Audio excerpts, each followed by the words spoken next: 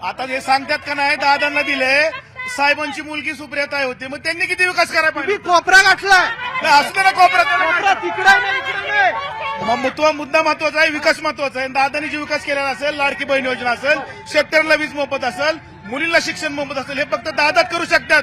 काँग्रेसने पूर्वी सुशीलकुमार शिंदे मुख्यमंत्री असताना वीज माफीची घोषणा केली होती शेतकऱ्यांना आणि निवडून आल्यानंतर पाण्याचा प्रश्न कोणी सोडवला? दादांनी सोडवला आणि दादा सोडू शकतात. दादांनी सोडू शकतात. रोजगार त्यांचं म्हणणं, यांनी सांगितलं दादांनी या कंपन्या आणल्या.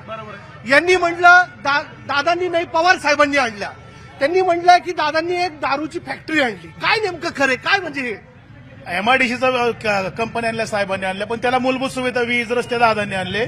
टेक्सटाईल पार्क जी शरद पवारांनी आणलं त्या मान्य आहे ना, साहेब ही दैवत आहेत. पण दैवत असलं तरी हा बारामतीचा विकास फक्त अजितदादांनी केलेला आहे. साहेबांच्या ठिकाणी ठीक आहेत, पण साहेब 4 वेळा मुख्यमंत्री होते, सुप्याला पाणी मिळालं का नाही मिळालं.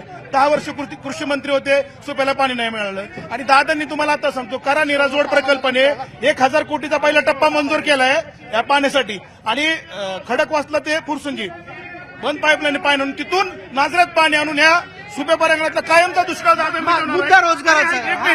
त्याला प्रशासकीय दादांनी मंजुरी घेतलेल्या आहेत. पुढच्या पंचवार्षिकला तुम्हाला पाण्याचा मुद्दाच नसेल हे ठामपणे सांगतो, ते फक्त दादाच करू शकतात. पावसाळ्यात ऊस तोडतात का? माझा मित्र शेतकरी आहे, एवढं काय पाहिजे? 1 महिना कारखाना उशीर चालू होतो. 1 महिना सगळे शेतकऱ्यांनी काढलं म्हणून बोलतोय. पावसाळ्यात ऊस तोडतात का?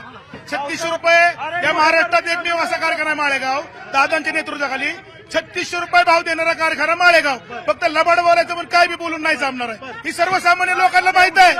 हे विरोधात आहे म्हणून आता ही वेगळी भाषा वापरतात. ह्यांनी कारखान्याचा प्रचार दादाचाच केला.